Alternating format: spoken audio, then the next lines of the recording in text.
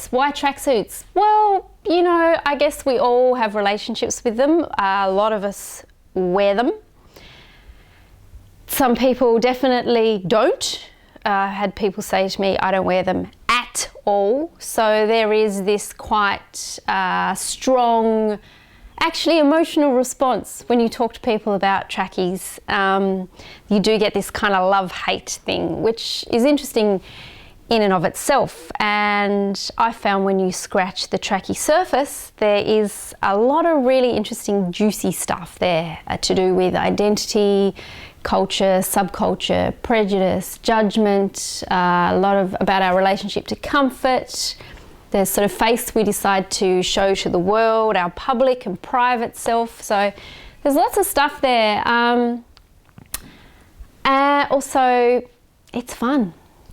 You know, tracksuits are fun.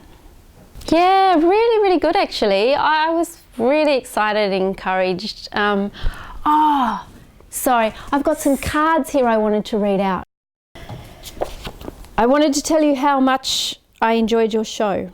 Really, it was great. I'm in such a good mood this morning. The show made me feel good and I can't stop looking at tracksuits. I even popped one on this morning to walk Fitzy Mina. It's really quite hideous, but I wore it with some pride this morning. Brilliant show, still buzzing in my head about it. Rachel Leary, you've done it again. It explores the theme of how we present ourselves to the world and our concern about what other people think of us, and it got me thinking about that for days. Yes, I can. This is a Firebird, this style is called. These were, I think, first made in the late 60s. They were pretty common through the 70s and early 80s. Adidas, of course. So this is vintage Adidas.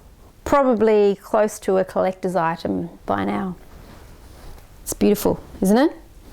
Yeah, well, you know, given that it's about clothing, I think that women respond to it quite strongly. I guess that women tend to talk more and think more about their appearance generally and what they wear. So I think that they're naturally kind of drawn to it. Not exclusively, but I do feel like there's a strong sort of resonance there.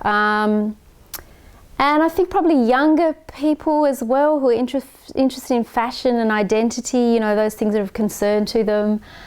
But then, you know, those of us who kind of in our 30s, 40s, 50s who grew up wearing tracksuits, you know, we have quite a strong relationship with them and there's quite a lot of memories and stuff there, and, you know, our family wearing tracksuits. So I think it appeals to those age groups as well. At this point, I'd like to bring some other people on board. We'll work with some designers on lighting, set. I'd like to increase the production values of it. So I basically feel like I've got something kind of pretty solid that's working, and now I'd like to bring other people with some other skills in to develop it. There's a bit of dancing and it'd be fun to work with a choreographer. I'll probably do a little bit more script development, maybe with Damien Callanan, who I worked on with the last show, and script development.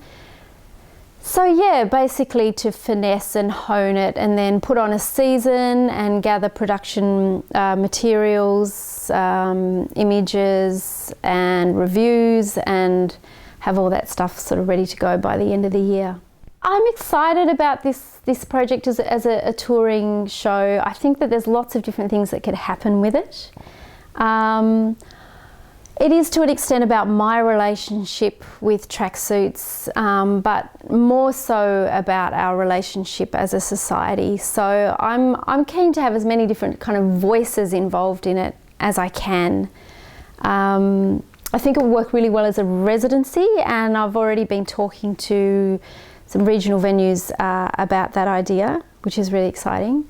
And the possibility of having other people come in and be a part of the show. I think in terms of community engagement, there's lots of different possibilities that, you know, would be exciting to talk about. I think there could be a fashion parade, a tracksuit fashion parade. There could certainly be an exhibition display element that leans towards that.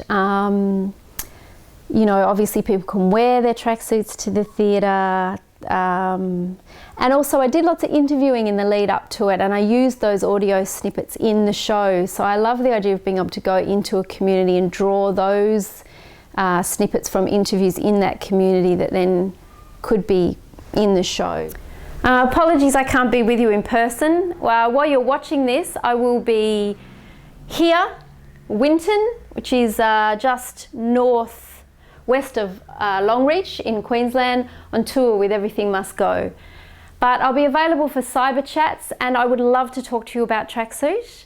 I will leave you with a clip which is footage from one of the development nights at La Mama. Thank you. May all beings be comfortable. The tracksuit is not just one thing. You will be seeing that here tonight. What a tracksuit is and what a tracksuit can be. So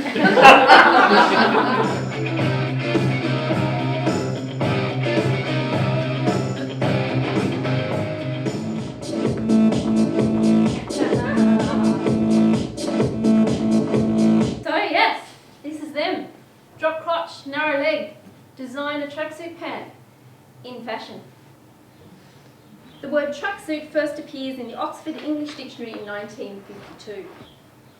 The tracksuit first became popular around 1975, made out of cotton, polyester, terry cloth, or a mix. I feel like you could wear one or the other out, but not as a suit, because then You could do what? well, like you could wear just the pants and just the top up, which I do. Yeah. But if you put the two together, then that's Too flashy. that's great. That's Courageous. What's just crossing the line? Courageous or crazy. I put my trackies on after the shower and maybe before bed if it's cold, and I'd only wear them around girls if I know them well, otherwise I put on skinny jeans.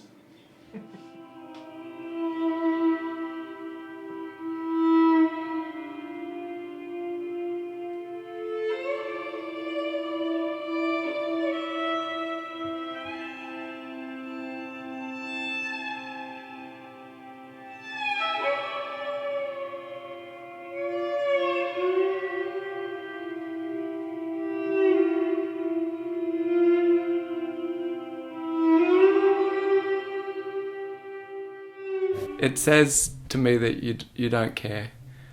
You know, you've given up. You've passed caring. Who gets them taken up? Imagine going to the tailor with some tracksuit. How did this happen?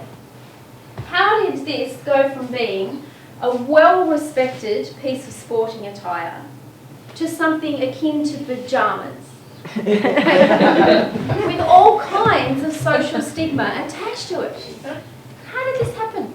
Who was the first person who put on their tracksuit and then went, fuck it, I'm not going for a run, I'm going to sit on the couch?